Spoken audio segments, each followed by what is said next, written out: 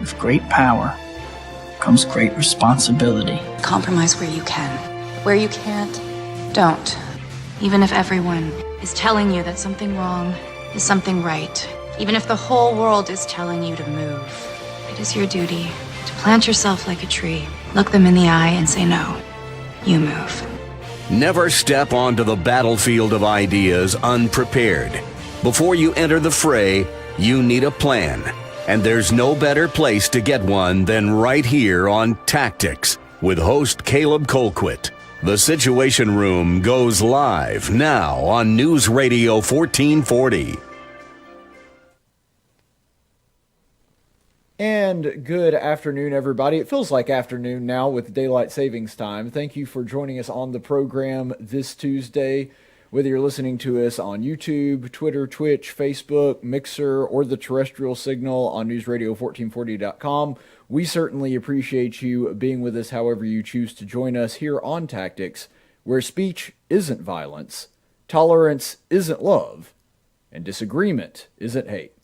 Welcome to the program. We appreciate you giving up a part of your day to listen to us. Hopefully we don't waste your time. We always make it informative, and that will be especially true today because we have one of the candidates that is right now in a heated runoff between him and another Republican rival of his, Jeff Coleman, who is running for the 2nd District of Alabama to represent us in the United States House of Representatives. So now we welcome onto the program somebody that's been here a few times now, Mr. Barry Moore, Representative Barry Moore. Welcome to the program. Well, thank you, Caleb. I appreciate you inviting me to come on today. I sure do. Well, we certainly appreciate you being generous with your time and always look forward to hearing from you. Like I said, I think you've been on here 3 or 4 times now. So, but just in case there are some people that haven't seen your previous interviews or don't know a whole lot about you, could you give just maybe a brief introduction of yourself? Yeah, basically, I served in the Alabama legislature. I got elected in 2010, and I term limited myself, so I served 2 4-year terms. Mm-hmm. I left the legislature in 2018 to go back to the private sector. However, on my last tenure in, I was chairman of Military and Veterans Affairs, and there was a big Republican push for a presidential nominee, and a guy by the name of Donald Trump came to Alabama. And yeah, I think I've heard of him. Yeah, you may have heard of him. You know, I had heard of him at the time. I didn't know him that well, but I'd heard of him. And so they invited us to go down and meet with him in Ladd-Peebles Stadium. And we went down that day, and I became the first elected official in the nation to endorse him. I later became a delegate for his nomination, and, just was with him 3 or 4 times in Alabama, the victory tour at the inauguration. And so by endorsing him and standing with him, when the time came and they needed a congressional candidate to step up, obviously his team called me and said, would I be willing to go serve? Because they really need some people they can trust. And so that's how I kind of ended up in this congressional race. I thought I was out of politics after my 2 terms in the Alabama legislature. I was ready to go back and run my business, do a little fishing. And but I feel the nation needs some people. The president's doing such a good job, but he just can't go it alone. And so I felt almost an obligation to our country. I was a veteran, and like I said, my family's been military. We got a history of military, and I felt like we owed it to our nation to be willing to step up if the people choose to send us. You know, it's funny that story is a little bit George Washington-esque, because if you know anything about the history of Washington, it's like every time they called on him to do something, his reaction was basically, crap, they need me to do something else. So that he actually once mused that he would rather be on his farm than anywhere else in the world. So I kind of understand that sentiment of wanting to go back to the private sector. So one of the things that I noticed about that introduction is you talked about some of the different committees that you served on while you were a part of the Alabama legislature. And I was just wondering, what committees would you like to serve on if you do get elected, if you wind up in the House of Representatives? Which, I know you don't always get to pick, but which ones would you like to serve on if you got to choose those? Well, my time in the Alabama legislature, my last 4 years, I was really honored to chair Military and Veterans Affairs and carried some key legislation, actually a package of bills that brought the F-35s to Alabama, in-state tuition for military families, licensed reciprocity. So I've always been a fighter for our veterans. And I think getting on the Armed Services Committee would be beneficial to this district because we've got Maxwell Gunner. We've obviously got Fort Rucker. So there's a number of armories around, National Guard armories in this district. So there's just a lot of ways that I think that it'd be beneficial for the district for our voice to be heard on that committee. And with my history and having a son-in-law that's in the Army, and my brother's a retired Marine, and then of course ag. I'm an ag science major, so I am the district in a lot of ways. That between agriculture and the military, that's two huge economic engines for the state of Alabama. Oh, certainly, and for District 2 especially. Now, I can relate a little bit more to the ag side of it. Of course, I love our military, but I don't have that personal connection to it that you do, and I think that would really help with somebody because, there used to be a tradition in this country where a large portion of the lawmakers were veterans and had served at least at some point in their life, and that's something that you don't see as much. I mean, you've got Lee Zeldin of New York and a couple of others like Dan Crenshaw, but you get past them and it's kind of hard to find any veterans in the House of Representatives anymore. Yeah, it is. And I think that, that's been brought to my attention. We just don't have the people who have served the nation in that capacity going to serve in Congress. And so, it seems like we're a little bit overloaded with attorneys in some ways. And no diss on attorneys, but sure, me having a small business background and building a business from the ground up and then serving in the military, there's just some areas that I think we need more representation. And certainly, I think the veterans and our active duty soldiers need a voice in the process. I've been so frustrated with the budgets, how they'll, it seems like they'll put a bad budget out when the Democrats, especially with Pelosi as chairman, and then they'll say, we're not going to pay our soldiers if you don't pass this. This is just a continuing resolution for short-term, budget process. And I just feel like we need some guys to say, look, if we're not going to pay our soldiers, we don't need to pay our congressmen until we get a decent budget up. And so there's just some ways that I think a lot of times the veterans are forced to be quiet, or active duty are forced to be quiet. They can't really endorse anybody. So they need some people that are willing to take point and have served, and relate to those families and those soldiers. And so I think it's certainly something we could use more of, and we probably not a minute too early.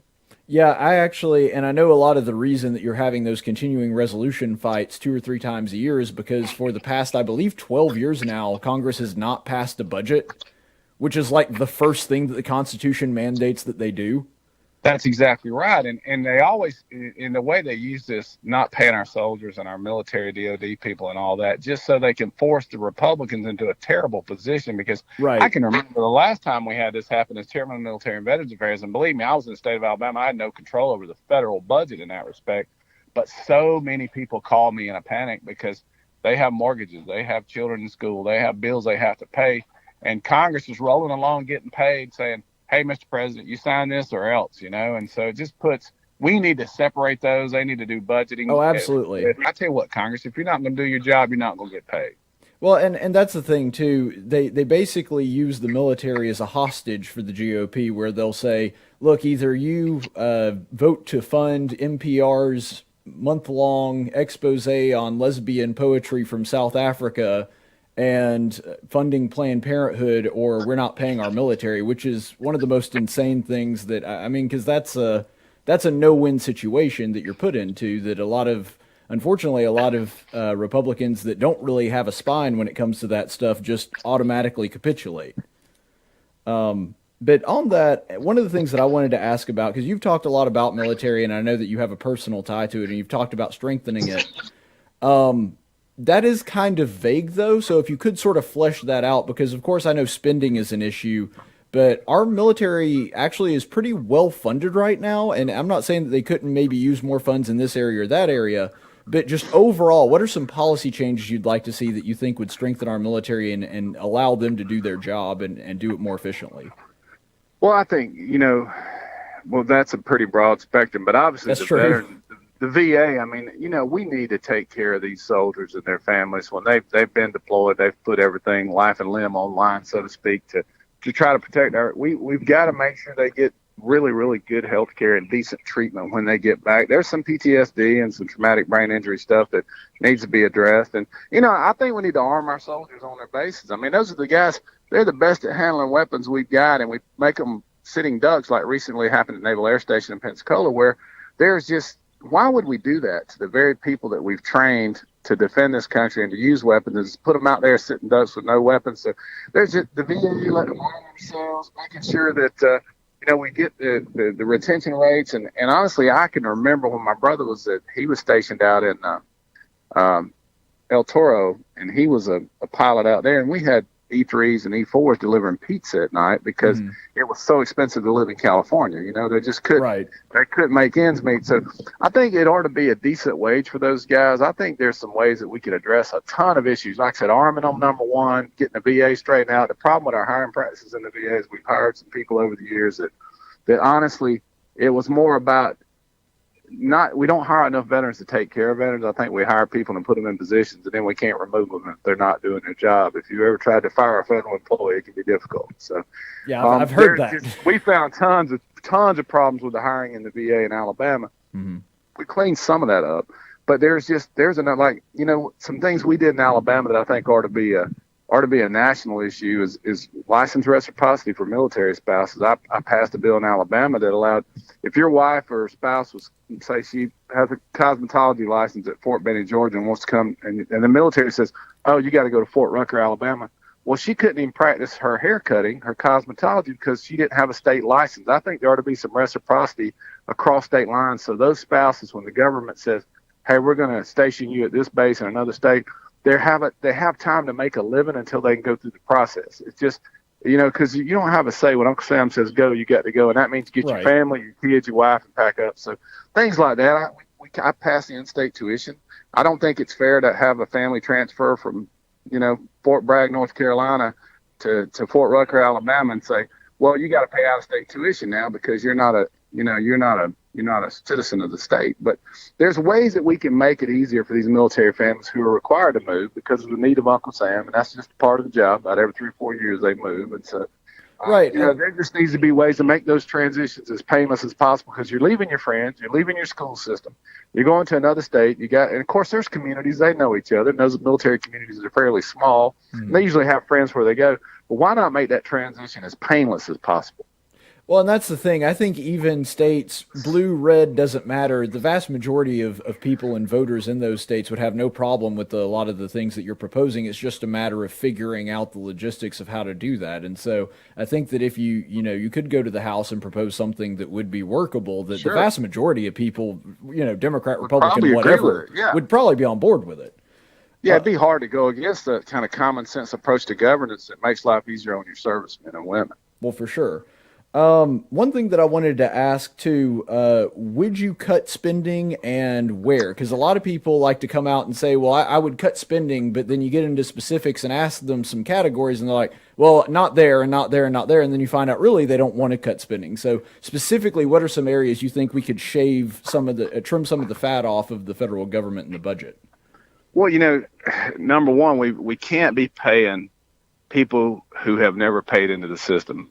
Benefits, those kind of programs for people who are coming here illegally, that has to be stopped immediately. Mm-hmm. We can't, when you're asking the citizens to pay into the system and then you're giving it to those who have not paid into the system, that puts total undue burden on our American citizens. And so, and one of the things I kind of proposed, we passed a pretty tough immigration law when I was in the legislature, one of the very toughest ones in the country. But, obviously we've got to secure the border.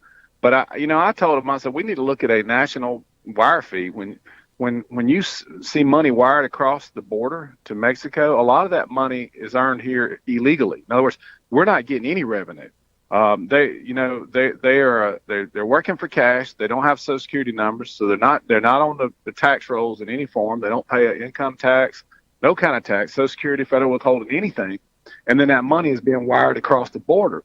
We could capture that in a wire fee, unless in a situation where we know it's legitimate. You can track that and make sure that there's a legitimate, if it's a business transaction between two big corporations, like if we were shipping vehicles or import, export, that kind of thing is different than just cash money being wired out of this country to another country where those people who earned it in this country tax-free. There's ways to recover revenue, not just cut spending, but recover revenues that we're losing for people working under the table. And so, obviously, we've got to look at Medicaid. There needs to be some reforms there. The welfare system. We passed a bill in the Alabama legislature You had to at least be trying to look for a job, and if you didn't, you couldn't just keep drawing. Yeah, I think that that's a good common sense measure that even some people on the left would probably be okay with as well, because even if you believe in the safety net idea, which I think the vast majority of Americans probably agree that there ought to be some contingencies for that, you don't want that safety net to become a hammock where people get comfortable. Or a spider web, I call it. It's a safety net, and it turns into a spider web. They fall down into that, and then they're trapped. And eventually the government itself becomes their sole source provider. And that's just not the way it needs to be. We have such an opportunity from a capitalistic standpoint to allow people an even starting place, but the finish is always free to choose. You can push as hard as you want to, but the problem is some of those people fall into that system, and it's a trap, and it's designed to be a trap. If you have more children, we'll pay you more money, but if you get married, we're going to penalize you. And oh, by the way, we're going to tell you if you got to work when you got to work. There's so many things that just really, really put government in place of God in a lot of people's lives, and these people become so dependent on government that at the end of the day, it's unjust in both. It's immoral for the government to do that, and it's unjust for those people without proper opportunities to achieve the American dream, to get out and do the things. So, to me, obviously, government has stolen our money, and they've taken our freedoms. And then for the next generation, we don't need to pass money. We don't need to pass finance. We need to pass freedom, opportunity. That's the key. That's what made this nation great. We didn't start out a wealthy nation, but we allowed opportunities and freedoms to build the wealth that we've seen built in this country. And it's capitalism. It does it. So it's not a perfect system, but it's the best one man has come up with. Well, one of the things that you mentioned there, actually several of the different categories that you mentioned there, one of the problems that comes with that is essentially the federal government de-incentivizes good behavior. And things you talked about, like getting married, and some of the things that actually ensure your economic stability, they make people less likely to do because they're getting monetary incentives to continue in the bad choices that they've made. That's exactly right. I mean, you reward failure and penalize success, you generate a little more failure. Right, and that's typically the way that it goes. Speaking of that, and speaking of the budget, I know that you mentioned cutting taxes specifically. What are the good ways that, let me see, how should I phrase this? I'll tell you what, we'll go super simple on this. What do you think should be roughly the tax rate? And I know that can be a loaded question, but ideally, what would your tax system be like? What would be something that you would advocate for? If you just give Barry Moore a clean slate, said I want you to come up with a tax system, the first thing I would do was calculate the current income based on, for the government, the federal, the reserve itself, the money coming in to the IRS. And then I would say, let's make it revenue neutral, and let's go to a straight consumption tax. Do away with all these brackets and penalizing people for working overtime and holding you. People think they get a refund. They don't get a refund. They just get a little bit of their money back that the government has held all year long over a 12-month period, and they give you a little bit of it back at the end. And they also don't pay you interest on that money that they've held. No, you don't get any interest, and not that. You feel like all these people celebrate. Oh, look what I got, a refund. Well, no, you just got a little bit of your money back. They kept most of it. But I think a straight consumption tax, because if we could go revenue neutral so that we didn't see a huge hiccup and say, okay, this on consumption in the U.S., this is where the rate needs to be set, then that allows people to set their own tax rates based on how their economy is doing. And if somebody wants to work overtime, it encourages that. In other words, it encourages more production, because there are certain spots you hit in that bracket where you jump to the next bracket, and there's no sense in working overtime. People are working for free, so they'll just say, well, we'll just work 40 hours, and we don't want to work 45 because the government's going to keep it all. And so when you go to a consumption tax, that encourages American citizens, people who are here, to work and to work overtime and to save. They can save money, but it also allows you as an individual family to set your tax rate. In other words, if you're having a good week, you can go out and consume steak. If you're having a tough week, or you got a medical bill, or your children needs the college tuition there, then eat bologna. But you set your own rate. It encourages savings. But the great thing it does is captures a lot of the money. Like I said, we know the illegals are shopping at Walmart. They're shopping at Burke's Outlet. They're going down to big lots. I mean, they're spending money in areas that we could recapture some of that. When I got in the Alabama legislature, we were paying $250,000 a week to deliver the children of illegals in Alabama that were becoming anchor babies. Mm-hmm. And that was just every week. And we were in that was when Obama was in. Remember, we went in when Obama was in, so we had to cut $1 billion in spending. And that put a huge burden on us with just the economy going south. And then we were paying $250,000 a week to deliver those children that were anchor babies. And then we had all these children in the system. There was 57 dialects of Spanish from different areas that we had to have teachers' aides in the classroom to help that student. And so just there's no telling the cost that it puts on our American system that we could recover, like I said, in a consumption tax and do away with the income tax, and then the billions of dollars offshore would pour back into this country. I think you'd see a huge economic boost if you could set it revenue neutral and start with a straight consumption tax. Well, I think whether you did consumption tax or not, starting at revenue neutral would be a good idea. But I tend to favor fair tax I tend to favor a flat tax more than a fair tax. But the thing is, either system, like what you're describing, would be vastly superior to what we have now. Now we just penalize success. If you get out and make a little extra. And all of that, we pick the winners and losers. I mean, the current IRS code, every year they pick 5 accounting firms, some of the biggest in the nation, and say, hey, take this set of books and see what you can do. And nobody ever gets the same answer. It's so crazy. Yeah, I actually saw this one study, and this will interest you. I actually saw this one study that they took the same tax information for a fictitious person and then paid something like 200 different accountants to take a look at it. Not a single one came back with the same answer. That's how complicated it is. And that's why there's carve-outs in the system in D.C., K Street, and all that other. Those lobbyists are paid simply to carve out special interest groups and tax breaks and this sort of thing and that thing. And so really at the end of the day, it's not fair to the American taxpayer, the everyday citizen, the blue-collar people who are out here working. The system is designed to help certain people win and then penalize those who really get after it and try to climb to the top. And we don't need progressive tax systems. It just, like I said, at the end of the day, it's terribly, terribly disadvantageous to our whole nation. Well, the original proposed progressive tax system came out of the Communist Manifesto. We're literally using a blueprint that was put forward by Karl Marx, which is just insane to me. But kind of moving a little bit more to the spending side as opposed to the taxation side. This is a tough question, and it's tough to maneuver for any fiscal conservative running in District 2. And I just was wondering, how do you feel about tariffs and subsidies? Because those are two issues that have a massive impact on a big ag district like us. And I want to see kind of where you stand on that. Well, obviously, Ronald Reagan said the government's idea on the economy is when it's moving, you tax it. If it keeps moving, you regulate it. When it fails, you subsidize it. Right. And so the thing is, I think if we can, we're going to have food supply. I mean, in the country, we feed ourselves and we feed a large part of the world. So we've got to make sure that our farmers survive, that they survive. So obviously, some regulations, I've heard some troubling regulations that are being put on the backs of farmers. So they're struggling, and then they're rolling the dice every year. They're borrowing a ton of money, and they're betting on the weather. And so man, we're going to have some subsidies so we can get some of these, so we can figure out some of these other issues and the taxes and regulations that are being placed on them. I think you decrease that, you could reduce subsidies. And, at the end of the day, we don't want anybody going hungry. But I think there's some ways that we could, and I have to trust, too, I trust the president's judgment on a lot of these negotiations overseas, because it seems like to me, he's got a handle on international business. He seems to be doing a pretty good job. So there's some way, I can't say, we just do he's had some successes and some failures, but yeah, I guess you're right about that. But right now, it just seems like to me, he's been able, we're, a net exporter of oil now. I think they're moving in the right direction on some of those things, but, it didn't get that way overnight. I don't think we're going to fix it overnight. I don't think you can totally remove them, is what I'm saying. It'll take some time.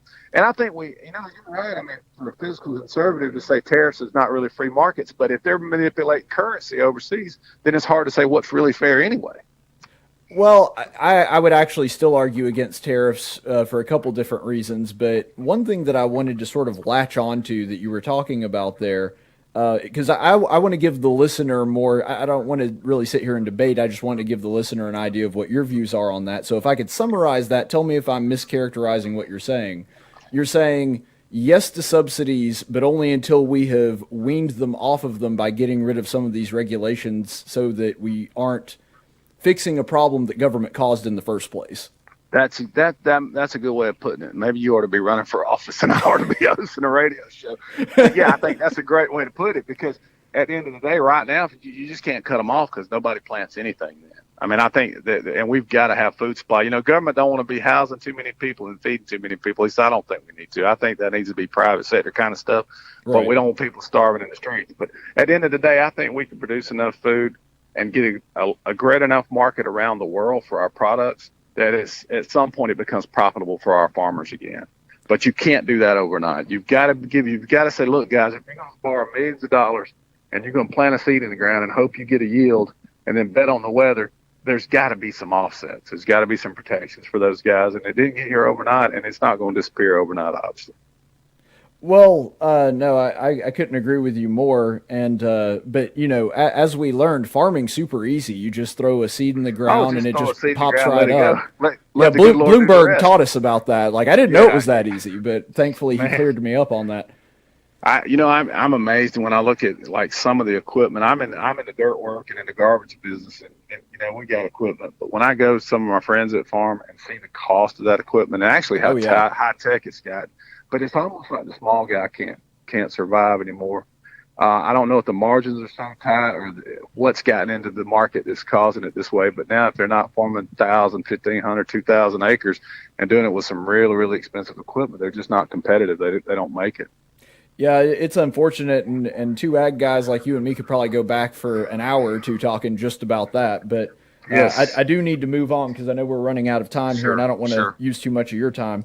One of the core claims that your campaign has talked about, which I think is 100% legitimate, but we've heard it so many times from so many Republicans that they say we've got to repeal Obamacare, we need to get rid of Obamacare, Obamacare is a nightmare. And then we saw it play out right in front of our eyes when it actually came up to a vote in the House and Senate. They're like, maybe not. Yeah. So where do you stand on that, and how would we know that you actually would be a vote for repeal of Obamacare?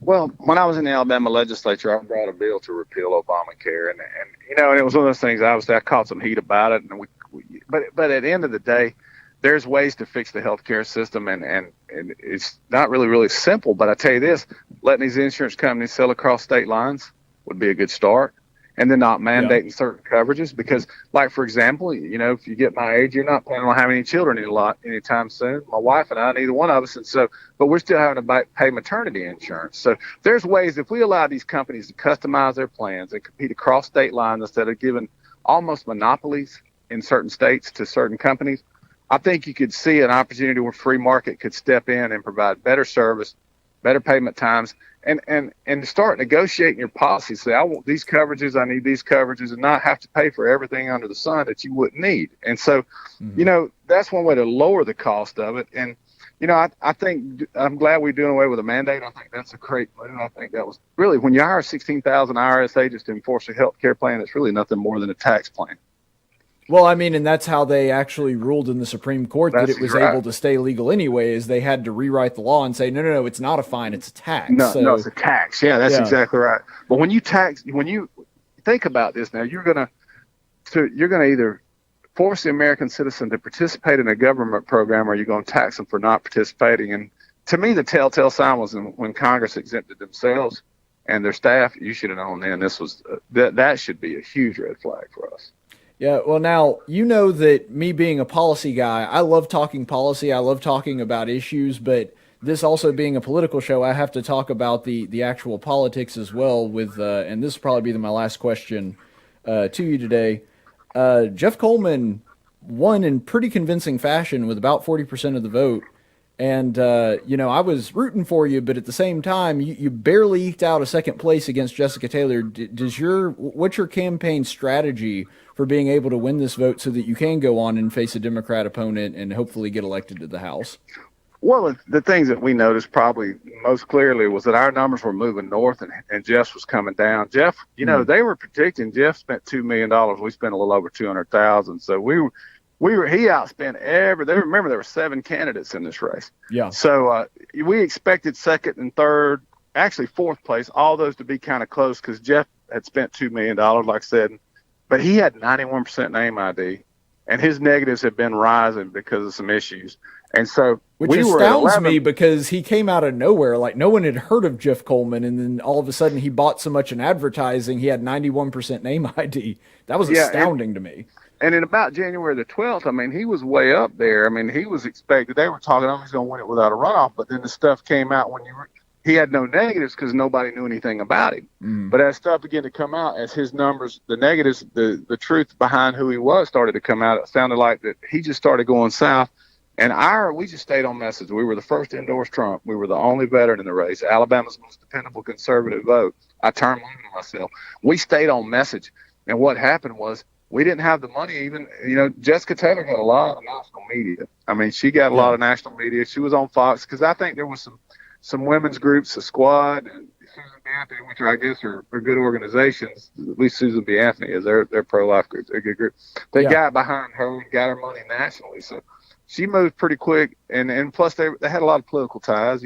Her husband, Brian, had served with Governor Riley, I guess, and maybe Jessica had worked with recent governor's administration. So they had some good political ties. But for us, the key was not to go negative, just to stay on message. And so Jeff, we think, has got about all he spent a lot of money, and if money could have bought the thing, he'd have been better off January the 12th than he was March 3rd. In other words, his numbers were higher then, and he's spending $100,000 a week or whatever it was. So as we started to move north, we just stayed on message, and nobody out grassroots is. I mean, if you look at our social media, we actually govern among the people, but we campaign among the people. We were at the Claybank Jamboree and at Christmas on the Coosa, Mardi Gras parades in Wetumpka. We went everywhere we needed to be so that people could get to know who we were. So our support is not somebody you've heard on the radio. It's Barry Moore's family, or not a billboard you've seen, or you haven't heard my wife.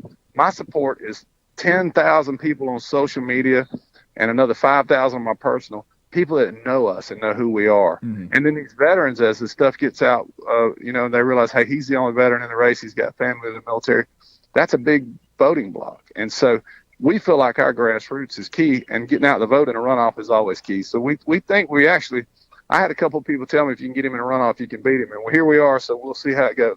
Yeah, I mean, I think there is a path to victory. I was just saying it's a steep path is all I was pointing to. But, we do wish you the best of luck in that. And, of course, we've invited Jeff Coleman to come on anytime that he wants to, so he can come on and have some time to interview with me as well. But if somebody here is hearing your message, really wants you to be their representative for District 2, wants to support you, how would they go about doing that? A couple of ways. www.barrymoreforcongress.com is our webpage, and then that's got the videos of me endorsing Trump in Mobile, my policies, my votes, and bills we've passed, and then Barrymore Republican for Congress on Facebook is the best way. We really communicate with people. We put up videos. We do live events. Like I said, we got the best grassroots ground game out. Matter of fact, Google told us we did better in this race than anybody they had seen, even including the Senate races. Well, Google does know everything, so if they say it must be true. They said, man, you are quite amazing. So I think that's the path to victory for us. All right, excellent. Well, thank you so much. Barry Moore, representative, formerly of the House, the State House of Representatives here in Alabama, running for the United States House of Representatives, Alabama District 2. Thank you so much for your time, Barry. Yes, sir. Thank you. I appreciate your time. Yep. Good to hear from you as always. Thank you so much, Barry Moore. And what we're going to do is we're going to take a quick break here in a second. But before we do, just wanted to make a quick comment on the interview. You guys know that what I did was went through the ballot and did my big ballot special this year, like I do every time that there's an election. And when it came down to it, Barry Moore was the best viable candidate. I thought that he was fantastic. I thought Terry Hasdorf was fantastic, but he actually had a chance of winning, and unfortunately Terry did not. But, that was the one that I batted back and forth on a lot, because I really liked Terry Hasdorf, I really liked Barry Moore, and then kind of in a third place that wasn't really contested, but I still liked her. I still liked a lot of the things that she was saying, was Jessica Taylor. In this one, I don't think that it's close. I mean, from the numbers, it might be close, but what I'm talking about is, in my personal opinion, it's no contest. Like, Barry Moore has an actual conservative record. He has votes that we can look at, things that he has done in the Alabama House of Representatives that would be transplanted, theoretically, to the United States House.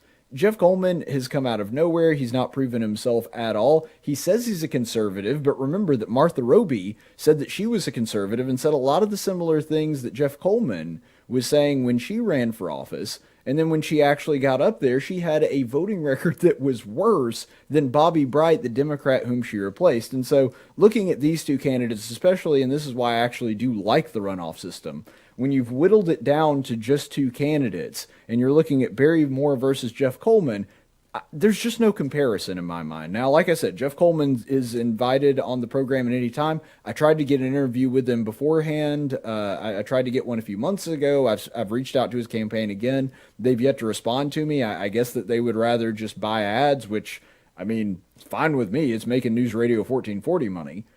But it does bother me that he is not willing to actually come up and talk to somebody that can go back and forth with them and talk about it. And I'm not going to sandbag the guy or anything. I want it to be an honest, fair interview. But he's really done nothing to prove that he's an actual conservative or that he would do the things that he is saying he'll do. Barry Moore's been there.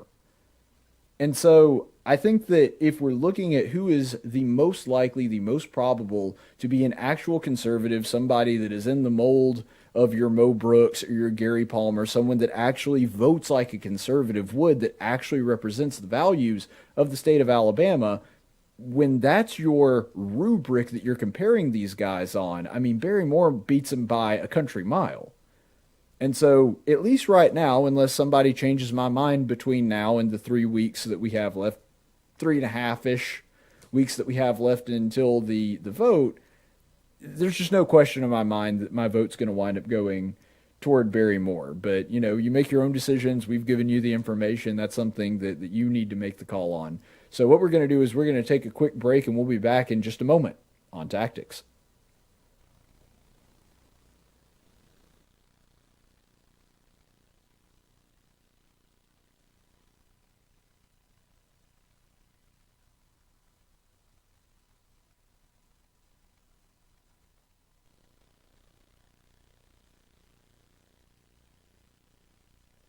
Hey everybody, headed south on I-65, just south of Clanton. And as you can probably tell by the view of the background here, it's raining, and it's raining pretty heavily.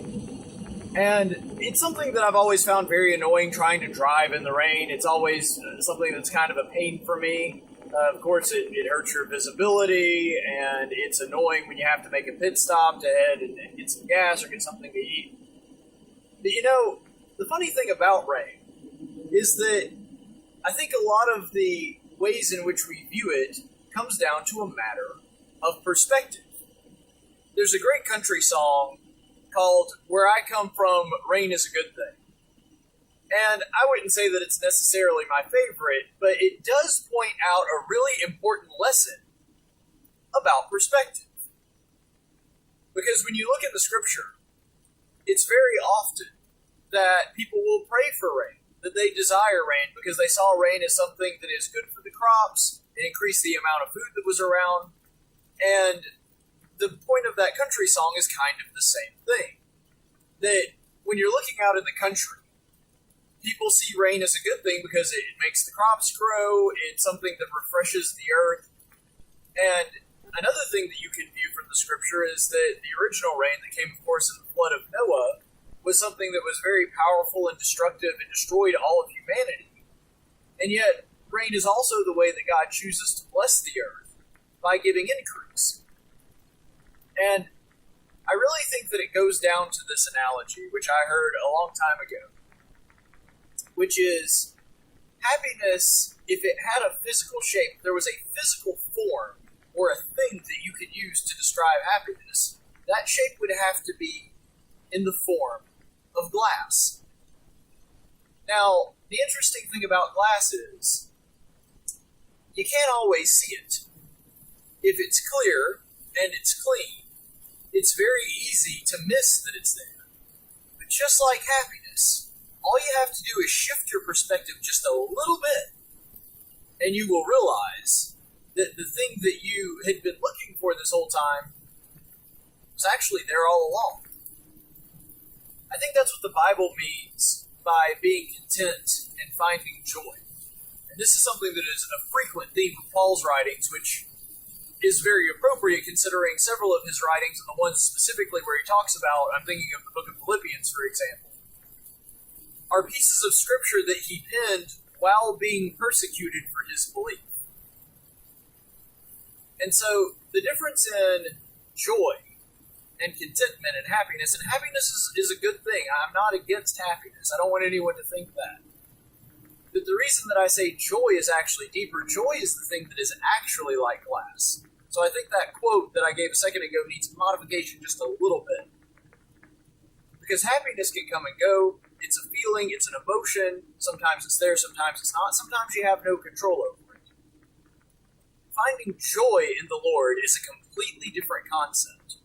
Because it is something that is there regardless of your circumstances, regardless of how you're personally feeling that day. It's not something that is subject to the conditions of life. It's something that you make a choice and a decision that you are consciously choosing to be joyous. And the way that a Christian finds that joy, the way that the Bible describes that, is that it only comes through knowledge of salvation in eternity.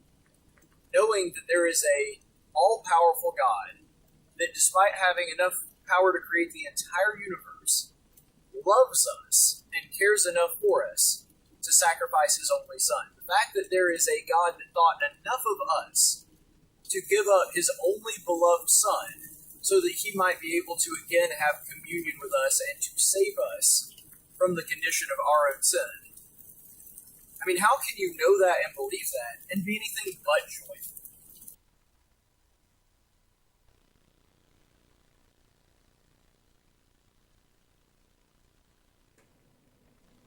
And welcome back, everybody. Thanks so much for being with us here on Tactics. We appreciate you being with us through the break. And also want to say a thank you to Representative Barry Moore, who was nice enough to give us a little bit of his time and to stay with us. And he stayed with us for about 35 minutes. So certainly somebody that wants your vote and feels like it's important to reach out to you. So we appreciate him being on the program with us. We're going to go ahead and go to the Daily Dose of Stupid. That was stupid. I know it was stupid. Really stupid. Hey, I just said it was stupid. And for today's Daily Dose of Stupid, and this one is quite the doozy. So, Rashida Tlaib, it's been a while since she did something anti-Semitic, so I guess she felt like she needed to make up for lost time, because I don't think she's done anything anti-Semitic for like 4 or 5 months now, so I guess she was really feeling like she needed to step up her anti-Semitism game. So instead of doing one anti-Semitic thing, she did 2 anti-Semitic things in one. So this is a picture that was posted by, I believe, by her. So she not even aware of her own anti-Semitism, which is, for her about par for the course. This is Rashida Tlaib sporting a shirt and promoting a book by Linda Sarsour, another well-known and well-documented anti-Semite. Now, you probably missed this, just like I would have missed it, if I weren't specifically looking for it. The shirt that she is wearing is that is actually a depiction of Israel, and it has different caricatures over it, and what that spells is Palestine.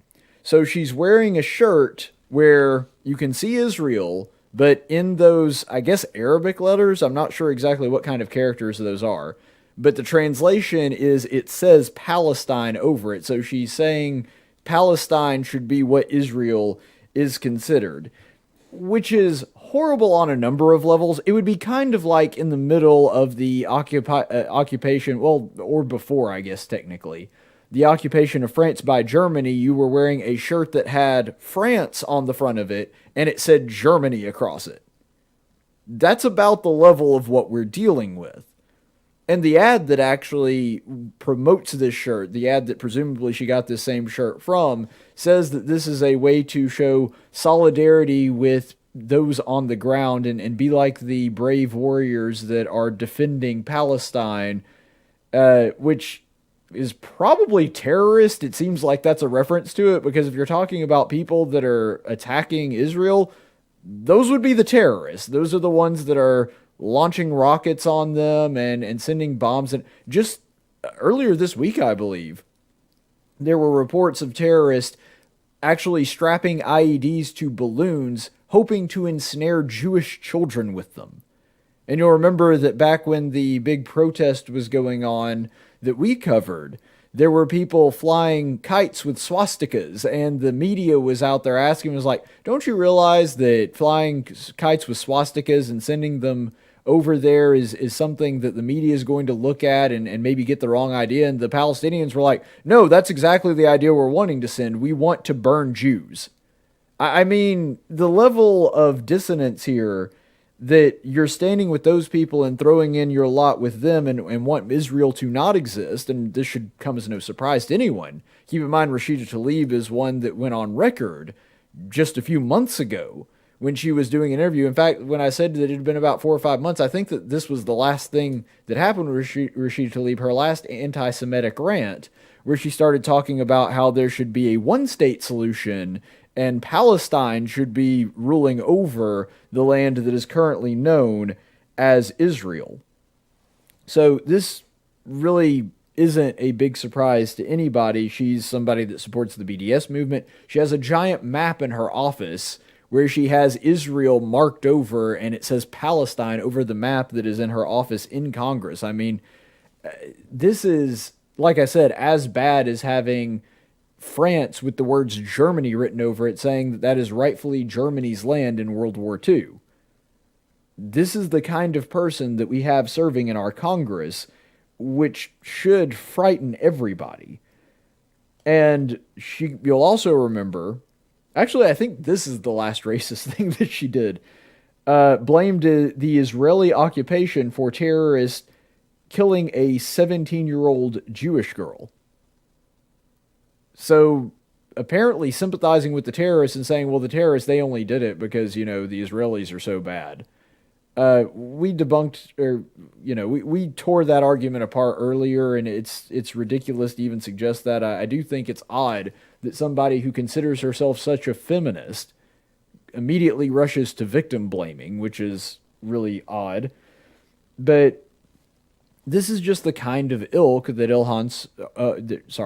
Ilhan Omar does this too, but that Rashida Tlaib supports. She's supported Linda Sarsour, as you can see, promoting Linda Sarsour's new book in that picture. She's done the same thing with Louis Farrakhan, who has said that the powerful Jew is my enemy, talked about how they're fleas and a pestilence on this world. I mean, just horrible, horrible stuff.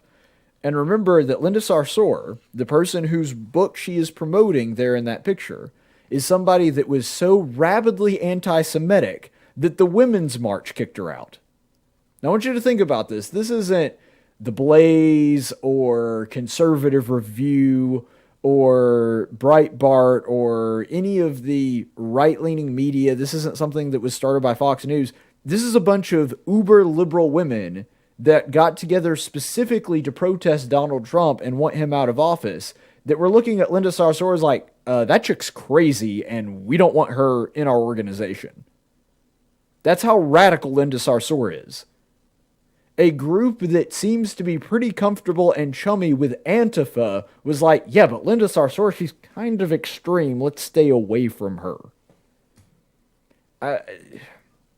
The fact that Rashida Tlaib doesn't even have any self-awareness of this, I think, is what's so amazing about this. So, to give you a sampling of some of the things that Sarsour has said in the past, she said that, quote, how can you be against white supremacy in America and the idea of being in a state based on race and class, but then you support a state like Israel that is based on supremacy, that is built on the idea that Jews are supreme to everyone else? That's such a ridiculous claim. Because the idea that you really think that the nation of Israel is built on the idea that Jews are superior to everyone else. It was built because they needed a homeland because people kept killing them. They were the victims of racial supremacy, and thus they needed a space to be able to live in safety. And the people that are being supported by people like Linda Sarsour and Rashida Tlaib are still trying to kill them. And by the way, using the same arguments and even the same symbols that the people back in World War II were trying to use to eliminate them. The idea that the nation of Israel is based on supremacy is just historically inaccurate. It was based on the idea that we've got to have somewhere to live because our homes have been torn out and we've been driven out of every other nation because of the Nazis. But this is the lie that people like Sarsour continue to push. She's also been somebody that has praised terrorists like Rosmea Odeh. And the only counter that I've heard to this, the only thing that people that are supporters of people like Ilhan Omar, Rashida Tlaib, Linda Sarsour, Louis Farrakhan, but specifically when you talk about Sarsour or Rashida Tlaib, they'll say, well, they're not really anti-Semitic, they're just anti-Israel. Well, based on their criticisms of Israel, it doesn't sound like they're anti-Israel, it sounds like they're anti-Jew. And that's really the disconnect here, because you can be critical of Israel. There have been things that Israel did that I thought were sloppy, or they didn't do it correctly or handle certain things correctly. You can be critical of Israel without being anti-Jewish. But that's not what their criticism sounds like. It's an attack on the Jews as a people, and that's the difference. And one of the big things that people will try to say to justify that and say, no, they're not really anti-Jewish. Look at them. They're both supporting Bernie Sanders, who is Jewish. Well, the idea that Bernie Sanders is pro-Jewish is actually kind of a question mark, which sounds weird to say because he is racially Jewish, and I understand that, but this is also a guy who back in 2019, Bernie said that Israel is run by, quote, a bunch of right-wing racists. Israel apparently just wanting to exist and wanting to have a homeland of their own. And by the way, this is land that they rightfully won in the 6 Days War. Apparently that is somehow racist. This is the level of cognitive dissonance that these people, the level of mental gymnastics these people are willing to do to try to arrive at their conclusions is just staggering. Now, I want you to think about that and think about the fact that Bernie has threatened to cut funding to Israel if he is elected president. This is a guy who wants to fund literally everything. He wants to fund medical care for people outside of the country to be able to come into the country. He's saying, you know what, we'll just do open borders and all illegal immigrants will have access to universal Medicare. I mean, this is Bernie's shtick. He wants to pay for everything, but the one thing he doesn't want to pay for is helping our most important ally in the Middle East be able to afford the weapons to defend themselves from their enemies, which are on literally every single border. They don't have a friendly state near them. And this is the one thing that Bernie is saying that we have to cut. It's amazing. We finally found a government program that Bernie Sanders does not want to go all in on. And what is it? Funding the Jewish state of Israel. So the idea that Bernie's super pro-Jewish and supporting Bernie is a sign that you're really in favor of Jews and you're not anti-Semitic, that's a hard sell. A real hard sell. And I want you to also remember that when Bernie is critical of Israel and calls them a bunch of right-wing racists, this is the same guy that praises Castro. So when you're looking and comparing the two, Bernie Sanders says that Israel's a terrible place. The whole thing is founded on racism. They're all a bunch of racists running that country. But Castro, that's a great guy. I mean, look at him. He's got a literacy program, which, by the way, there's a number of logical fallacies and historical inaccuracies in that argument as well, but that's really beyond the scope of what we're talking about right now. So Bernie wants to fund everybody, fund the entire world, redistribute wealth, and give healthcare, free healthcare to everybody, including people that are not citizens of the United States, people that are outside the United States. But he does want to cut funding to Israel. And he has no problem praising people like Castro and Maduro and Vladimir Lenin.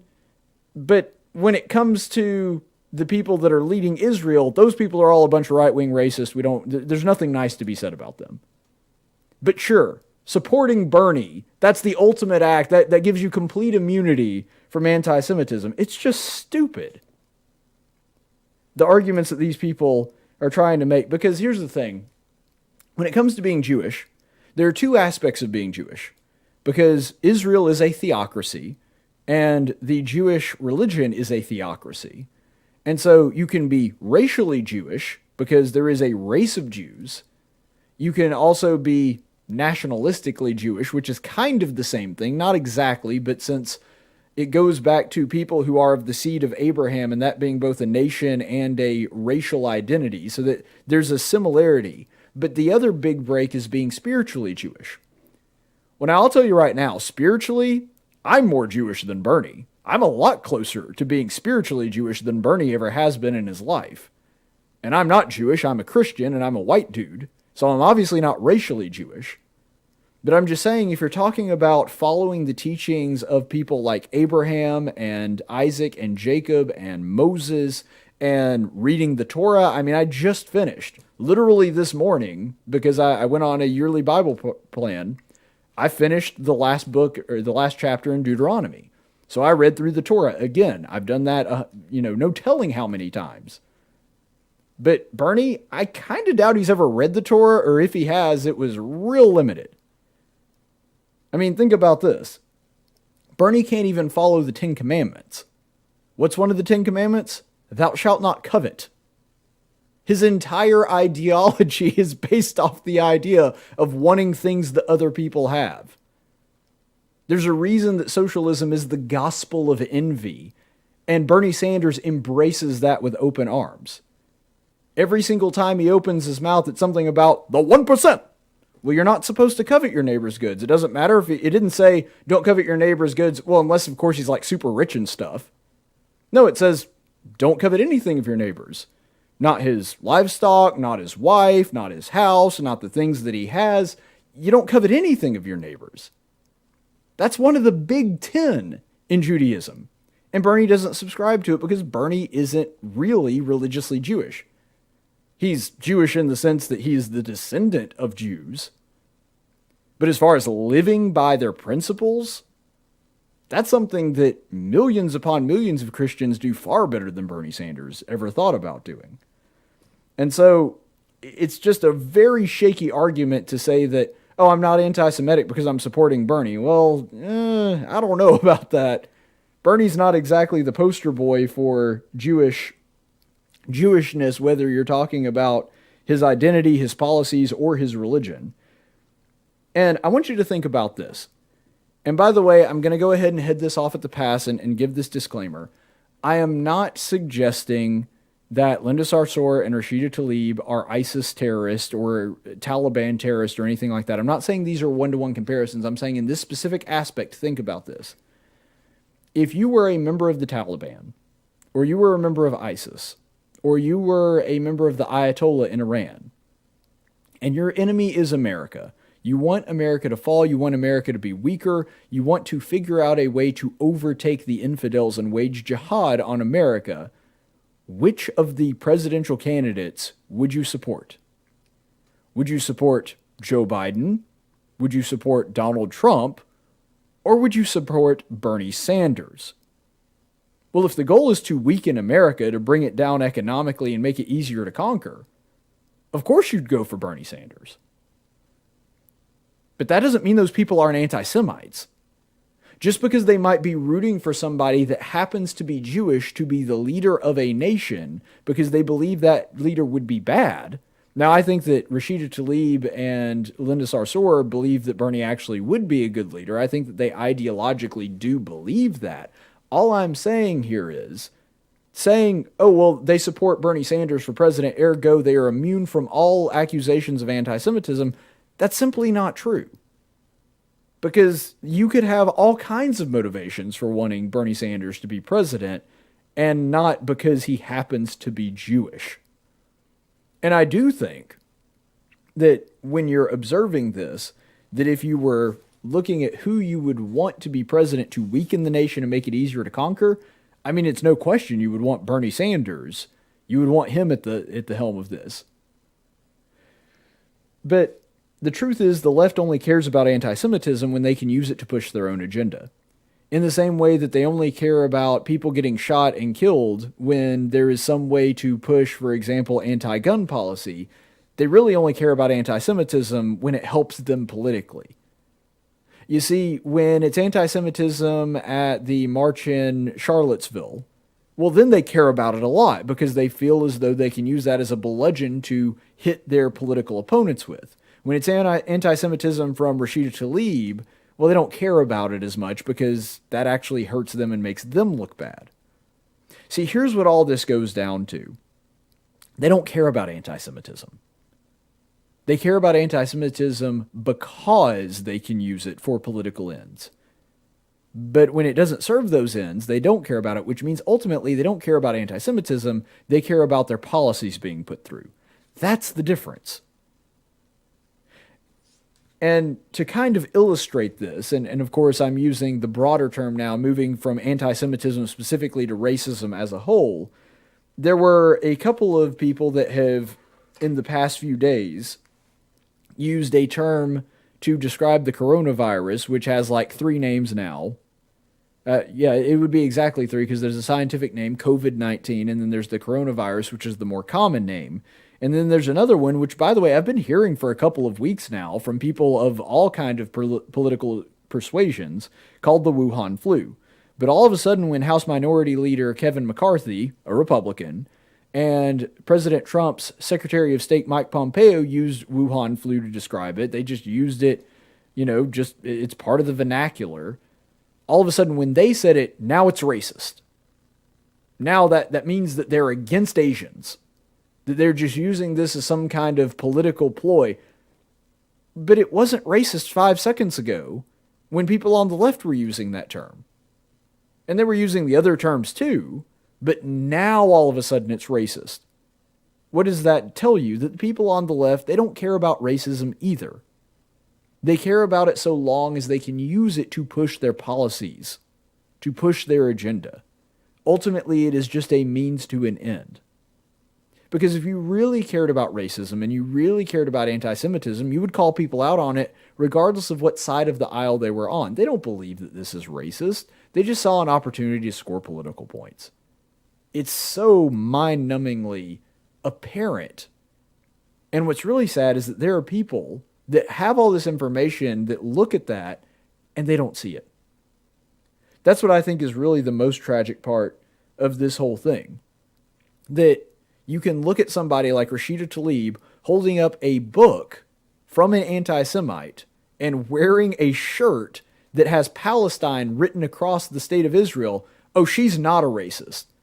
But Kevin McCarthy reusing a term that has been used by people of all political stripes for the past couple of weeks, calling the flu the Wuhan flu as opposed to the COVID-19 virus or whatever else you want to call it, all of a sudden that's racist.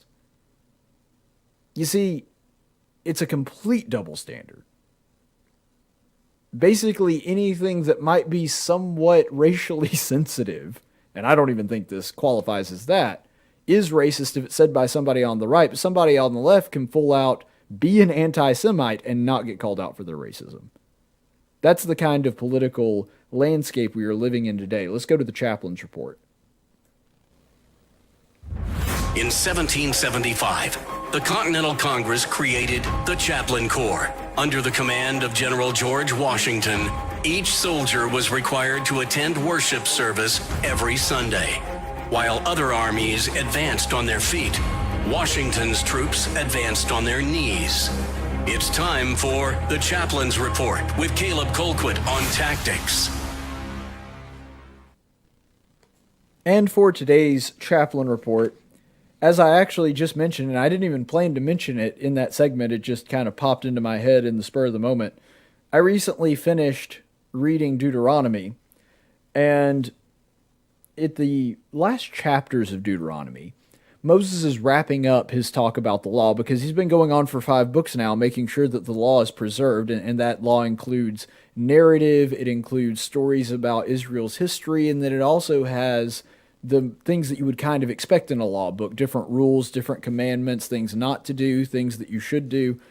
And so, despite the fact that the Torah, all 5 of them are books of the law, there's actually quite a bit of variety in them, and he's kind of wrapping them up and trying to tie this thing into a bow so that they understand what the thrust of it is. And so he does that in the later chapters in Deuteronomy, partly because he knows that his work is about to finish, and also because he knows that his death is very near.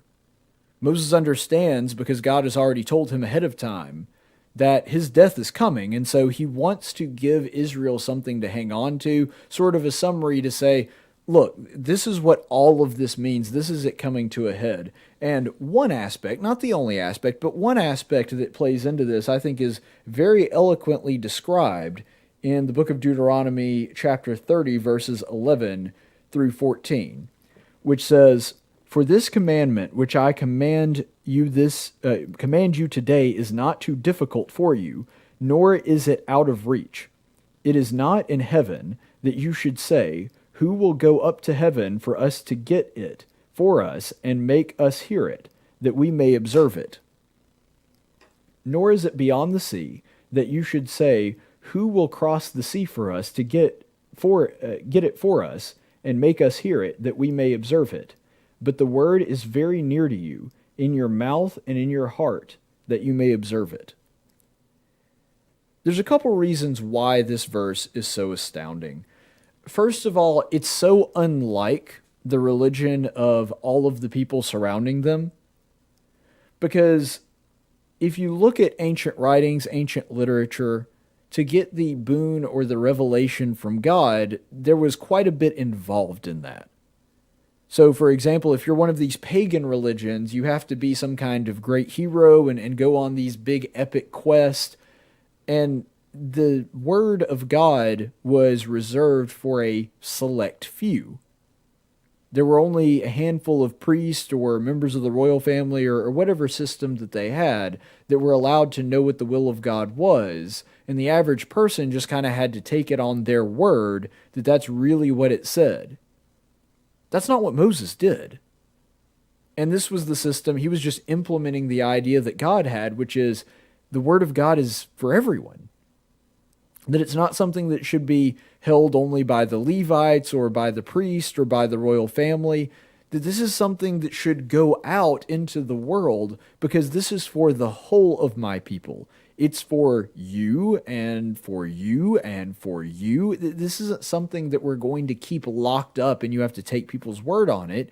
You should be able to go and read the word. Now, they didn't have nearly the infrastructure that we do today, obviously. They didn't have their Torah on some kind of app in their phone. They had to actually go to a temple or go to a place that had a copy of it.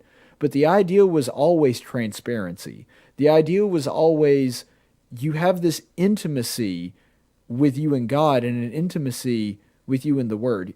I think sometimes, though we mean well, we are describing the relationship that God always intended to have with the children of Israel incorrectly as Christians. Because, yes, there is a level of intimacy and closeness that we have now that the children of Israel simply didn't under the old law. That is accurate. That is in accordance with the Scripture and what it teaches. However, the idea that the God of the Old Testament was this faraway figure that only existed on Mount Sinai and handed down edicts and then left Israel to do their own thing and didn't care about the personal relationships with the children and the everyday person in Israel is simply not rooted in truth. I'm not saying that we're not closer now than we were then, but I am saying the idea that there was a lot of distance between God and that's what he wanted, and he wanted there to not be the transparency of having his word as a standard and not having that close-knit relationship with his people. That's something that God never wanted. In fact, that's something that God often complains about, is that Israel moves away from him and treats it as though this is something that they can't understand. See, this is the significance of this verse. There was not a religion in the world of this day that said, no, you're smart enough to get this. The words are in your heart. All you have to do is read them and follow them. And you have access to it any time that you want to. You can be godly. You can be closer to God by doing these things. You see, so many other ancient societies and ancient religions treated the average person as though they were insignificant. I mean, if you were Pharaoh, you were considered one of the gods, but if you were the peasant, you were kind of just God's plaything. Well, look at the Odyssey, for example. Odysseus does have favor with some gods, and has the wrath of others, like Neptune. Or, in the Greek, it would have been Poseidon, but regardless, really they're just kind of a cork tossed about in a stormy sea. They don't really have control over where they're going. The gods either help them or mess with them because they don't like them. But they don't have a relationship with them, at least not one that is being described here. And there's not that big epic quest or anything. Just do the things that the Torah demands of you. That's all Moses is saying. He's saying, if you learn these words, if you learn the Torah, if you understand the will of God, and then you go forth and do them, you have that close-knit relationship with God too. And then, of course, that was made even closer and even more intimate with the coming of the Son of God, Jesus Christ, who destroyed the partition between man and God. In ancient Israel, of course, that partition was the big curtain that came between the holy and the holiest place, the Holy of Holies. And that, of course, was rent, literally, when Jesus Christ died on the cross. So we do have that intimate connection with him now through his Son. But even back then, God always wanted intimacy with his children. He wanted love and compassion flowing between the two of them. That was always God's design. Because remember that the God of the New Testament is the same God. He wants that today just like he wanted it 2,000-3,000 years ago. Back when this was being written, almost 5,000 years ago.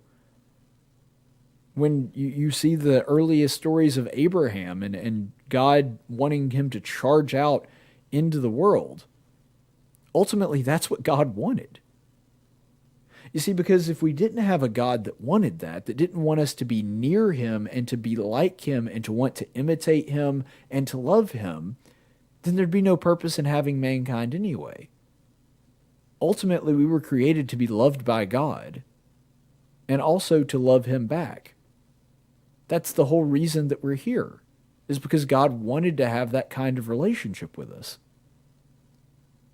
He wanted it with Moses and the children of Israel at his time, and he wants us with us today. So let's make sure that we do the best that we can to please God and remember that he's never far off. That as long as his words are with us, just like with the children of Israel, as long as the Torah and the law were with them, we don't have to go on some big epic adventure to find it. It's right here. It's provided for us. God is waiting for us wherever we are right now. And he wants that level of closeness with us. And I think even more importantly, he wants us to want that too. To come to him and to want that kind of relationship with him. Ultimately, that's the whole duty of man. Stay the course, friends. Tactics is a production of News Radio 1440 and Cumulus Media Montgomery. Opinions expressed on this program are those of the host and do not necessarily reflect the opinions of Cumulus Media or our business partners. Graphics by Jessica Dawson. Video production by Jackson Dean. Broadcast studio provided by Faulkner University. Location studio provided by the